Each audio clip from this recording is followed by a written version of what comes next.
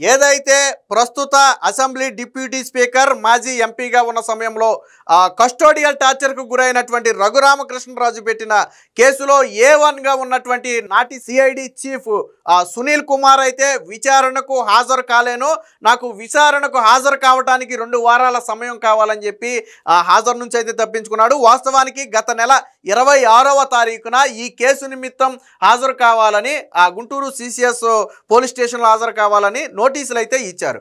So ఆ నోటీసుల మీద ఎప్పటి వరకు మౌనంగా ఉన్నటువంటి సునీల్ కుమారు చివరి సెకండ్లో అంటే 4వ తారీఖు ఈ రోజు హాజరు కావాల్సి ఉంది.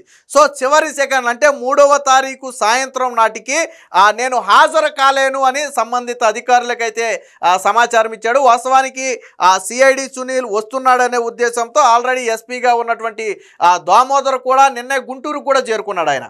సో కానీ చివరి సెకండ్లో నేను రాలేను అనటంతో ఇప్పుడు న్యాయపరంగా ఎలా ముందుకెళ్లాలని చెప్పి పోలీసులు అయితే ఆలోచిస్తున్నారు. వాస్తవానికి దీని మీద నిన్న మనం ఒక వీడియో కూడా చేశాం. సునీల్ దీనికి రాజీనామా చేసి అంటే కూటమి తదుపరి ఏం చర్యలు తీసుకుంటుంది అనేది చూసి ఆ తరువాత తన IPS పదవికి రాజీనామా చేసి రాజకీయాల వైపు మొగ్గు చూపే అవకాశం ఉంది. ఇందులో భాగంగానే కొన్ని రాజకీయ వ్యాఖ్యలు కూడా ఇటీవల అంబేద్కర్ విగ్రహం ఓపెనింగ్కి వెళ్ళి మాట్లాడటం జరిగింది.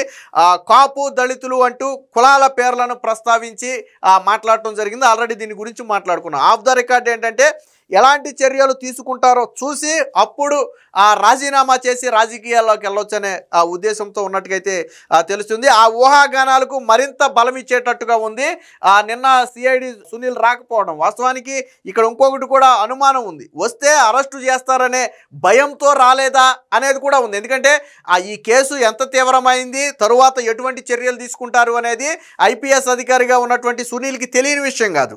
గతంలో కేవలం రఘురామకృష్ణరాజు వ్యవహారమే కాదు, గతంలో ఎవరినైనా సోషల్ మీడియాలో ఒక పోస్ట్ పెడితే అర్ధరాత్రులు గోడ దూకెళ్ళి అరెస్ట్ చేసేవారు. టీడీపీ నేతలను ఏదైనా అరెస్ట్ చేయాలంటే అర్ధరాత్రులు గోడ దూకెళ్ళి అరెస్ట్ చేసేవారు, లేదా శుక్రవారం సాయంత్రం అరెస్ట్ చేసేవారు. శని ఆదివారాలు కోర్టులు అందుబాటులో ఉండవు కాబట్టి 2 రోజుల పాటు వాళ్ళు టార్చర్ పెట్టవచ్చు కాబట్టి వాళ్ళ కస్టడీలో ఉంచుకోవచ్చు కాబట్టి ఆ విధంగా ప్లాన్ చేసేవాళ్ళు. ఇలా జగన్మోహన్ రెడ్డి ఏది చెబితే అది, ఈవెన్ కోర్టుల మీద బూతు వ్యాఖ్యలు చేసి బెదిరింపులు చేసిన వ్యక్తులను పట్టుకోమని స్వయానా హైకోర్టు ఆదేశిస్తే వాళ్ళెవరూ మాకు దొరకలేదని చెప్పాడు కోర్టుకెళ్ళి. ఎందుకంటే పెట్టిన వాళ్ళందరూ వైసీపీ వాళ్ళు కాబట్టి వాళ్ళ అడ్రస్లు ట్రేస్ అవ్వలేదంటే అప్పుడు కోర్టు ఓహో మీ పని ఎలా ఉందా అని చెప్పి CBIకి ఇస్తే CBI మొత్తం 18 మందిని ఇతర దేశాల్లో ఉన్న వాళ్ళను కూడా ఈడ్చుకొచ్చి బొక్కలో పెట్టింది. మరి వీళ్ళు చేయలేని పని CBI ఎలా చేసింది? సో అలా జగన్మోహన్ రెడ్డి అడుగులకు మడుగులొత్తాడు అనడంలో ఎటువంటి సందేహం లేదు. సరే అదంతా ఒక పార్టీకి అనుకూలంగా వ్యవహరించాడని భావించిన రఘురామకృష్ణరాజు వ్యవహారం అనేది అత్యంత సీరియస్ వ్యవహారం. ఆ రోజుల్లో ఎంత సెన్సేషన్ క్రియేట్ చేసింది, జగన్మోహన్ రెడ్డిని ఎంత ఇరకాటంలో పెట్టిందో రాజకీయాలను ఫాలో అయ్యే వాళ్ళందరికీ కూడా అర్థమవుతుంది. ఈవెన్ ఇతర అంటే ఒక ఆర్మీ ఆసుపత్రిలో వైద్య పరీక్షలు చేయించుకున్న తర్వాత ఎస్ రఘురామకృష్ణరాజు కస్టోడియల్ టార్చర్కు గురయ్యాడని సుప్రీంకోర్టు భావించి ఆయనకు బెయిల్ ఇచ్చి బయటకు పంపడం జరిగింది. అదే టార్చర్ కేసులో A1గా సునీల్గా ఉంటే A2గా మాజీ ఇంటెలిజెన్స్ చీఫ్గా ఉన్నటువంటి సీతారామాంజనేయులు ఉన్నాడు.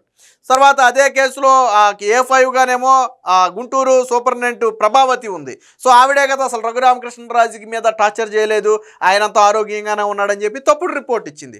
సో అలాగే విజయపాలు అప్పుడు ASPగానే ఏదో ఉన్నాడు, ఆయన కూడా ఇందులో ఒక పాత్రగా ఉన్నాడు. అలాగే జగన్మోహన్ రెడ్డి పేరు కూడా ఇందులో ఉంది, A3గా జగన్మోహన్ రెడ్డి ఉన్నట్టున్నాడు ఈ కేసులో.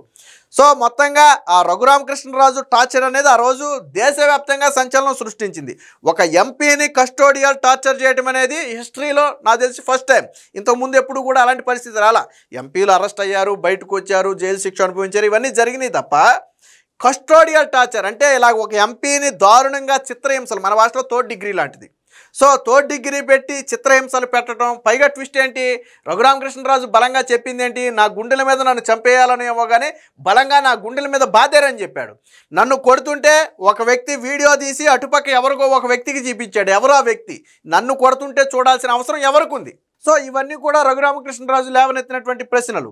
సో ఇది ఇంత కీలకమైనటువంటి ఇష్యూ కాబట్టి ఒకవేళ వస్తే అరెస్టు చేస్తారా అనే అనుమానంతో రాలేదా అంటే అది కూడా ఒక కారణమై ఉండొచ్చు. సరే 2 వారాల తర్వాత వస్తే అరెస్ట్ చేయాలంటే అప్పుడు కూడా అరెస్ట్ చేస్తారు.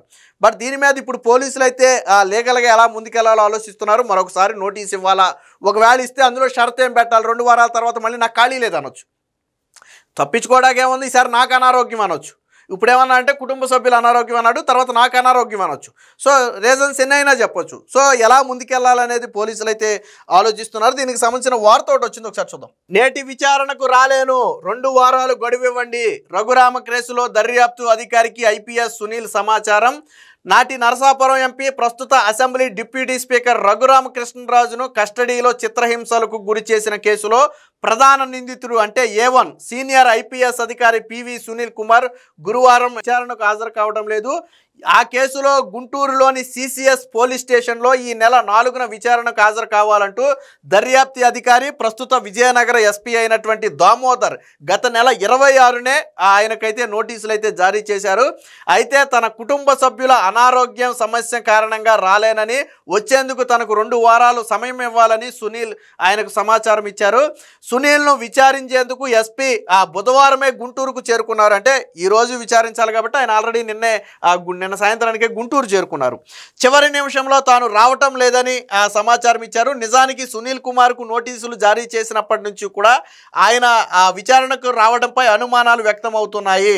ఆయనకు మళ్ళీ నోటీసులు ఇవ్వాలా, ఇస్తే అందులో ఏ షరతు విధించాలి, ఎంత గడువు ఇవ్వాలి అనే అంశం మీద న్యాయ సలహా అనంతరం నిర్ణయం తీసుకోవాలని చెప్పి పోలీసు ఉన్నతాధికారులు భావిస్తున్నట్టుగైతే తెలుస్తుంది. ఈ కేసులో A1గా నాటి సిఐడి చీఫ్ పివి సునీల్ కుమారు, A2గా అప్పటి నిఘా విభాగాధిపతి PSR ఆంజనేయులు, అలాగే A3గా నాటి సీఎం జగన్, A4గా అప్పటి సిఐడి అదనపు ఎస్పీ విజయపాలు, A5గా GGH superintendent, Guntur GGH superintendent ప్రభావతిని చేర్చారు. దర్యాప్తు క్రమంలో ఇప్పటికే విజయపాల్ని విచారించారు, అరెస్టు చేశారు. విజయపాల్ నుంచి కొంత సమాచారం కూడా సేకరించారు అనుకుంటే అది వేరే విషయం.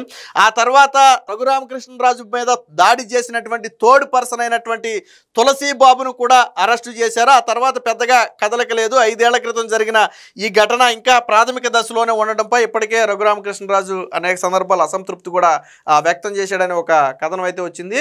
సో మొత్తంగా ఈ ఎంటైర్ A5లో ఒక విజయపాల్ని మాత్రం పోలీసులు అరెస్టు చేయటం, విచారణ చేయటం, జైలుకు పంపటం ఇవన్నీ కూడా జరిగినాయి. అయితే అదే విజయపాల్ నుంచి కొంత కీలక సమాచారం అయితే సేకరించిన తర్వాత దాని ఆధారాలను కూడా పోలీసులు అయితే సేకరించినట్టుగా తెలుస్తుంది. బహుశా A1 అంటే కీలకమైనటువంటి వ్యక్తి సునీల్.